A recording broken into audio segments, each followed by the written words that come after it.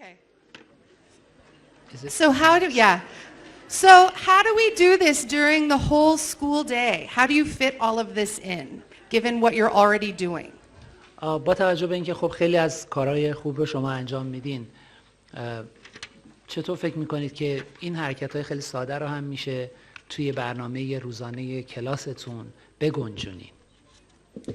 So we want to encourage everyone to think about how development happens simultaneously. We don't teach walking time separate from talking time. میگن که ببینید که چجوری همه اینا رو میشه گنجوند و ما we don't teach walking time. میشه من کمک کنم؟ موقع پرورش بچه ها وقتی که بچه داره رشد میکنه، بخواد وقتی که حرکت کنه، راه بره یا صحبت کنه، در همزمان این انجام میشه در کودک. نمیاد اول بچه مثلا راه رفتن یاد بگیره بعد صحبت کردن یاد بگیره. این یک تلفیق همزمان بر رشد مغز بچه و اینم همینه. We don't teach walking time, talking time. Okay. So it all happens in the brain together. So we need to think about how we can teach it together in the classroom. در واقع اشاره به توسعه رشد مغز کردن اون موقعی که اینو گفتن، یعنی نیازی نیست که آدم مثلا حتما برای راه رفتن حرف زدن یاد بگیره، حرف زدن راه رفتن و این همه با هم دیگه در حین آموزش تو کلاس هم اتفاق میفته وقتی که رشد همزمان اتفاق میفته. So we like to think of the child as a flower. So this kind of looks like a flower. به عنوان یه گل در نظر بگیرید بچه‌ها رو که داره رشد میکنه. So the child is in the middle, but they don't just do one thing at a time. Your school day has all of these things happening. این شکل رو در واقع به شکل گل you mean this figure Yes. as a flower? Yes. Okay. این شکل رو به شکل گل در نظر بگیرید که بچه به عنوان یک موجود انسانی در مرکز هست و همه این فعالیت‌ها و ویژگی‌ها دورش به عنوان گلبرگ‌ها هستند. همه اینها با هم اتفاق می‌افتند. Right? So when we just stood up to clap, we did ما همین الان بلند شدیم دست زدیم. we did motor. ما فعالیت به اصطلاح حرکتی انجام دادیم. موتور. Yeah, muscles. همون These are موتور muscles. muscles. ماهیچه‌هامون استفاده کردیم. Good. I gave you verbal directions, so that's receptive language. من به شما دستورالعمل گفتاری زبانی دادم، بنابراین شما زبان دریافتیتون و ادراکیتون رو استفاده کردید. I gave you a visual prompt because you had a picture. من به شما یک سرنخ تصویری دادم به خاطر اینکه شما تصویرش رو اینجا داشتید. And the picture also has text in English and Farsi. و این تصویر متن انگلیسی و فارسی هم داشت. همه اینا به شما کمک میکرد. And we did some math because we were counting. ما یه مقدار ریاضی هم کار کردیم چون داشتیم میشمردیم. So when you think of the flower and what we just did, you're integrating many aspects of learning.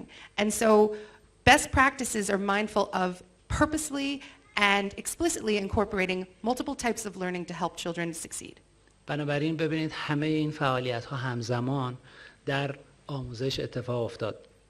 بهترین شکل آموزش اینه که مجموعه ای از مهارت ها رو با همدیگه به شکل ادغامی مورد استفاده قرار بدیم.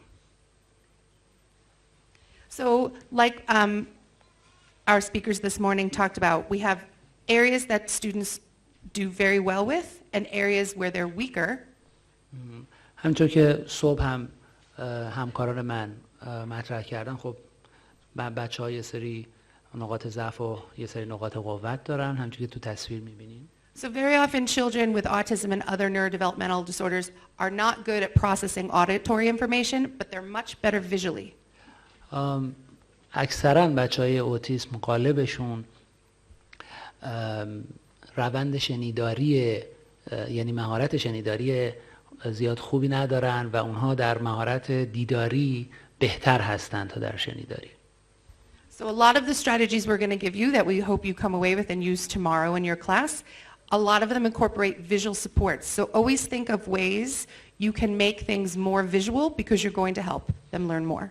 بسیار از تکنیک هایی که ما میخوایم به شما آموزش بدیم که تعدادش فردا استفاده میشه، اینها مبتنی هست بر مهارت های تصویری و دیداری و مطالبی هم که ما ارائه میدیم مبتنی بر تصویر هست.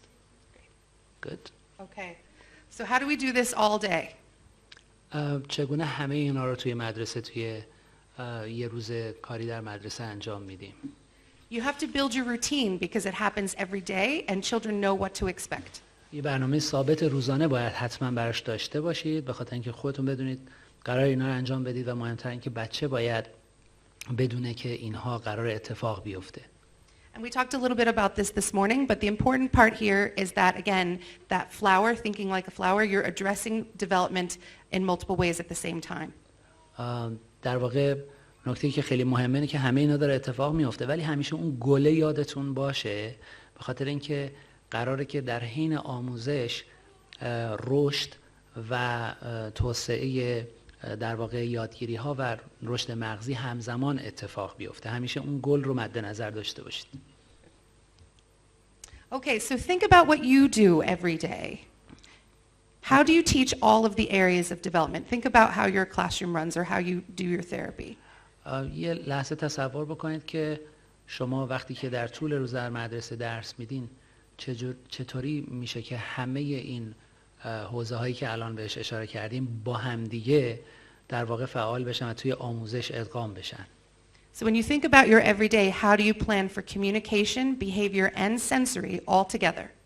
Communication, behavior and sensory.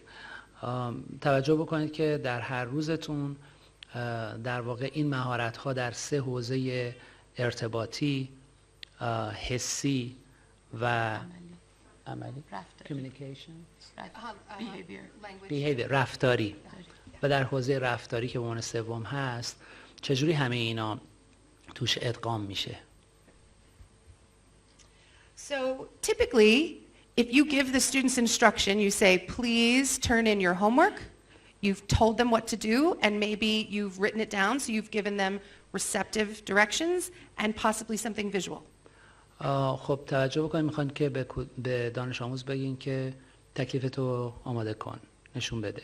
خب ما داریم بهش یک در واقع پیام یا سرنخ زبانی، دستورالعمل زبانی میدیم که اون باید در واقع مهارت دریافتیش رو، زبان دریافتیش رو مورد استفاده قرار بده.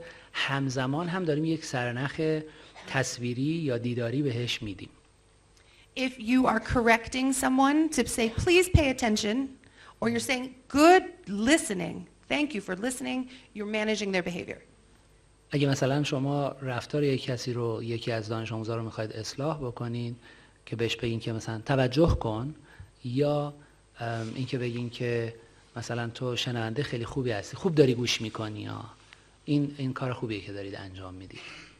Are you noticing how your students are positioned? Does the furniture fit their bodies? Do they have all of their materials? And if so, then you're thinking of the environment and possibly sensory issues too. بنابراین اینجا خیلی مهمه که توجه بکنین.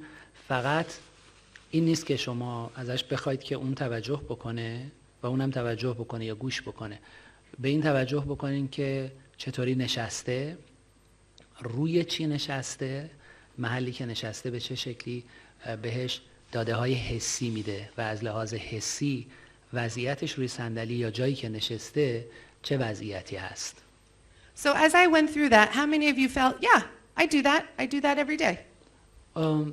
چند نفر شما هر روز این کار رو انجام میدین؟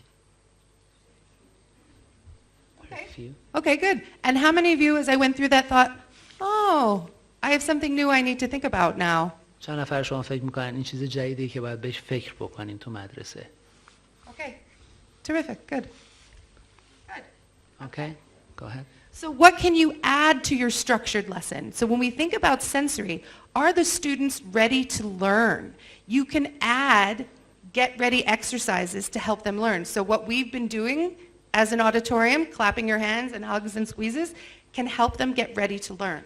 بنابراین آماده سازی حسی نقش بسیار مهمی در یادگیری بازی میکنه و به همین خاطر کاری که ما الان اینجا کردیم، اینکه شما بلند شید، دست بزنید، دستاتون رو به شکل ضربدری بگیرید و به چپ و راست بچرخید، اینا همه نمونه از کارهای حسی هستند که میتونن بچه‌های ما رو در مدرسه به لحاظ حسی به سطحی از آمادگی برسونن که بهتر یاد بگیرن. And then when you think about behavior, how are the children being reinforced? Do you have their reinforcement ready to go? Do you have their stickers? Do you have their candy? Do you have their toy ready? و خب تو حوزه تقویت کننده هم به شکل همزمان باید حواستون باشه که استیکراشون رو آماده کردین که فوری بهشون پاداش بدین. آیا جایزه‌ای اگه براشون در نظر گرفتین اون رو از قبل آماده کردین و در دسترسه که بلافاصله پاداش اونها رو بهشون بدین که این تقویت کننده اثر خودش رو داشته باشه. Where can you add visuals, more visuals? Where can you add a picture to help them learn? در واقع این سوالی است که کدوم قسمت از برنامه روزانه‌تون میتونید داده‌های تصویری بیشتری اضافه بکنید که به یادگیری بیشتر اونها بیانجامه. And then can the language be modified to help their understanding? Can you use less language to make the message more clear? چه بخشی از زبان خودتون رو در کلاس میتونید اصلاح بکنید که کمتر کلمات استفاده بکنید، کمتر زبان توصیفی استفاده بکنید بعد در ارائه دستورالعمل‌ها و در ارائه مطالب درسی که اونها بهتر دریافت داشته باشند. And then do the children have a way to communicate with you every time you work with them? And can they have choices? So Marcia and Melissa talked about choices. How are you setting that up throughout your day? و آیا این فرصت کافی در اختیار دانش آموزتون قرار میگیره که بتونه به موقع و به اندازه با شما ارتباط تعاملی برقرار بکنه؟ آیا همینطور که مارشا و ملیسا صبح گفتن ما براشون انتخاب‌هایی رو به اندازه کافی در نظر میگیریم در طول روز که بتونن از بین اونها انتخاب بکنن و بر اساس اونها با ما ارتباط تعاملی برقرار کنن؟ So this is a picture of a schedule. It's a little bit small, but we want you to have a sense of all of the activities that could be happening through the day, down on the left, and then all of the areas, remember the flower? Those are all the areas going across the top. When you look at your day, what areas are you making sure that are happening all day? این جدول یه چک لیسته و توجه بکنین که در ستون سمت چپ تمام فعالیت‌های روزمره هست. اگه من درست تشخیص دادم بله همینطوره. و در بالا از اتاق فرمان اگه ممکنه یه مقداری رزولوشن تصویر رو بیشتر بکنین چون خوانا نیست، کلمات ریزن. اگه ممکنه یه خورده کوچیک‌ترش بکنید شاید بهتر دیده بشه. و در قسمت بالا پس سمت چپ فعالیت ها، در قسمت بالا تمام اون گلبرگ های اون گلی هست که در موردش صحبت کردیم و اونها باید به شکل ادغامی برای بچه در نظر گرفته بشن. شما این چک لیست رو باید ببینین که در طول یک روز میتونین کامل چک مارک بزنین، پر کنین که با بچه انجام شده یا نه. And it's a way for the team, the teacher and the therapist to be thinking about how we're teaching. در واقع این چک لیست دقیقاً کمک میکنه به این که کل تیم با همدیگه فکر بکنن، تیم گفتار درمانگر، کار درمانگر، معلم، که فکر بکنن آیا چجوری دارن الان آموزش رو پیش میبرن، آیا درست دارن میرن جلو یا نه. So here are some examples, stuff to do. خب چند تا مثال اینجا میبینین. Okay. So we wanted to come up with some really practical ideas of things that you can do in the classroom on a daily basis. One is getting at the child's level. Getting at the child's level. Okay. یعنی اندازه خمشین بله بیاین در لول بچه چشم تو چشم باهاش صحبت کنید.